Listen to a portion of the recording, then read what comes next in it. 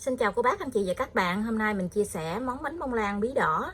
Món bánh này vừa ngon vừa bổ dưỡng. Cách làm này cũng rất là dễ nữa. Cô bác, anh chị và các bạn thấy thích thì cùng vào bếp để làm nha. Bánh mềm xốp ngon lắm luôn á. Thành phần nguyên liệu thì rất là đơn giản luôn. Ở đây mình có 100g bí đỏ. Bí đỏ này thì mình hấp cho chín này, mình lấy 100g nha. 3 trái trứng gà, 40ml sữa tươi không đường, 60g bột mì số 8, 90g đường, 30g bơ. Bơ này bơ không muối. Thành phần nguyên liệu này thì mình sẽ để dưới đường mô tả để cho cô bác anh chị dễ tham khảo nha. Mình cho bí đỏ vào trong cối xay sinh tố để mình xay nhuyễn ra.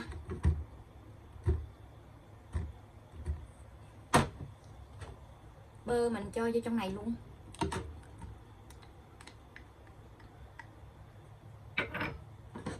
Sữa tươi không đường mình cũng cho vô luôn để mình dễ xay á.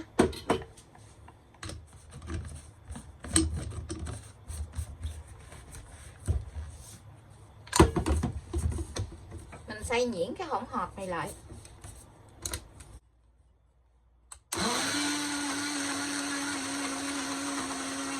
Giờ thì mình đã xay nhuyễn rồi, để ở đây nha. Mình tách lòng trắng với lòng đỏ để riêng.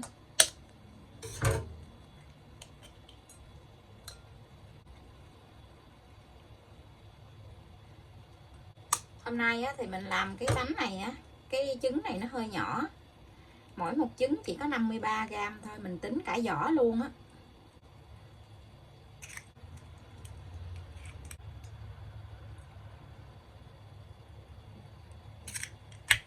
Mình khuấy tan cái phần lòng đỏ này.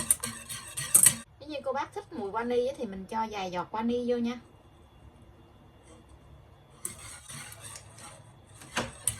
Cho cái hỗn hợp bí đỏ đã xay nhuyễn này vô.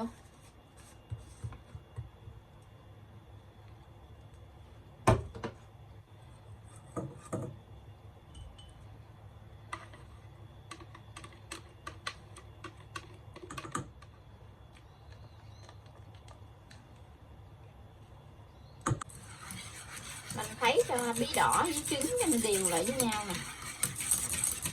Giờ thì mình sẽ gây cái phần bột mì này qua bên cái gây để cho nó mịn á. Mình cho hết vô trong cái trứng với lại bí này luôn. Mình trộn cái hỗn hợp này lại để không có còn thấy cái bột khô nữa là được. Mình đi đánh bông cái lòng trắng trứng này lên. Mình đánh khi mình thấy cái bọt bóng lớn thì mình cho đường từ từ vô mình đánh. Phần đường này thì mình chia ra làm nhiều lần để mình cho vô nha, để đánh cho nó mau tan á.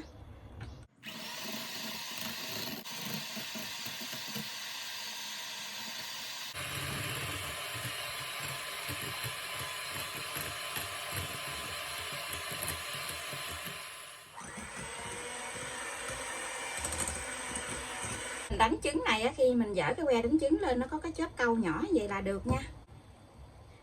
Mình lấy một nửa lòng trắng này mình cho qua bên cái thau lòng đỏ.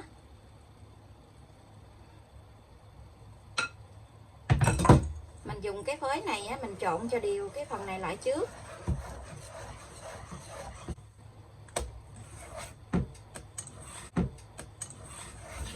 Khi mình trộn bánh này thì mình mở cái lò lên để cho cái lò nó nóng trước 10 phút nha. Giờ thì mình sẽ đổ ngược cái phần lòng đỏ này qua bên cái thau lòng trắng. Mình làm gì thì cái lòng đỏ này với lòng trắng nó sẽ đều, nó không có còn bị dính với cái đáy thau á. Giờ thì mình dùng cái muỗng dẹp này mình trộn bột. Mình trộn từ dưới lên nha. Mình trộn nhẹ tay để cho cái bọt trứng nó không có bị bể á. Trộn đều rồi thì mình sẽ cho vào trong khuôn để mình nướng luôn nha.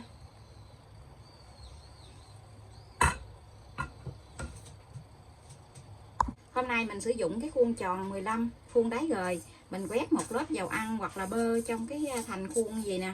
Ở phía dưới thì mình đót một miếng giấy nến để tí xíu nữa thì mình dễ lấy bánh ra. Mình cho bột vào trong khuôn luôn.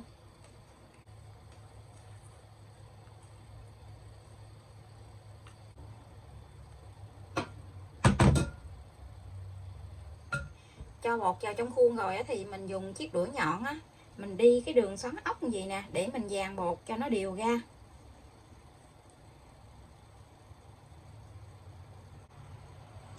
Mình dập khuôn xuống với bàn vài cái như vậy để cho cái bọt bóng nó dỡ bớt á. Giờ thì mình cho bánh vào trong lò để nướng luôn. Lò này thì mình đã làm nóng trước 10 phút. Cái lò của mình nó có 3 ngăn, thì mình để ở ngăn thứ 3 là ngăn dưới luôn á. Mình nướng nhiệt độ là 150 độ C. Mở 2 lửa. Thời gian nướng là từ 50 tới 60 phút nha. Mình đã nướng xong. Bây giờ thì mình hở cái nắp lò ra, mình để cái bánh ở trong lò thêm 5 phút nữa mình đã lấy ra nha. Cái bánh nó vàng ôm, nó nở lên cao hơn cái mặt khuôn luôn. Thì mình sẽ lấy cái bánh ra khỏi lò. Cái bánh nó vàng ôm, nó nở lên nứt cái mặt luôn nè. Khi mình lấy cái bánh ra khỏi lò rồi á, thì mình sẽ thả cái bánh xuống dưới mặt bàn vài cái nha, để cho cái hơi ở trong cái bánh á, hơi ở bên dưới của bánh á, nó thoát ra bớt, với lại cho cái bánh nó tách ra khỏi khuôn á. Mình lấy cái bánh ra khỏi khuôn luôn. Chỉ khuôn này là khuôn đáy gời á, cho nên nó là mình để cái ly nhỏ ở dưới cái khuôn, rồi mình để cái khuôn lên, rồi mình lấy cái bánh ra nó sẽ dễ dàng hơn. Wow, cái bánh nó rất là ngon luôn, nó nở lên cao coi nè. Cái màu vàng của bí á, nhìn ngon quá. Rồi mình để cái bánh cho nó nguội tí xíu nha. Cái bánh nó rất là đẹp luôn á. Mình để nó nãy giờ nó nguội rồi nè, mà cái bánh nó không có bị thắt eo nè. Bây giờ thì mình sẽ đi cắt cái bánh này ra nha.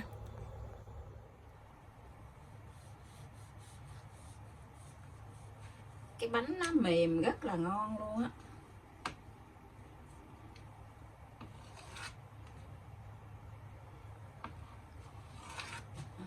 Cái dao này mình cắt không có được ngọt nè.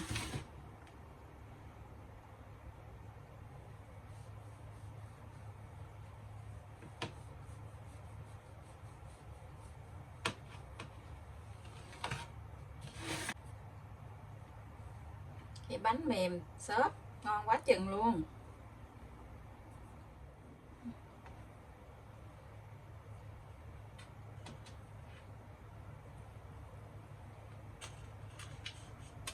Ở đây là món bánh bông lan bí đỏ của mình đã làm xong. Món bánh vừa ngon vừa bổ dưỡng. Cô bác anh chị và các bạn thấy thích thì cùng vào bếp để làm nha. Cách làm này cũng rất là đơn giản nữa, dễ làm lắm. Bây giờ thì mình xin chào tạm biệt, hẹn cô bác anh chị và các bạn lại video tiếp theo. Cảm ơn cô bác anh chị và các bạn đã xem video của mình. Xin chào và hẹn gặp lại.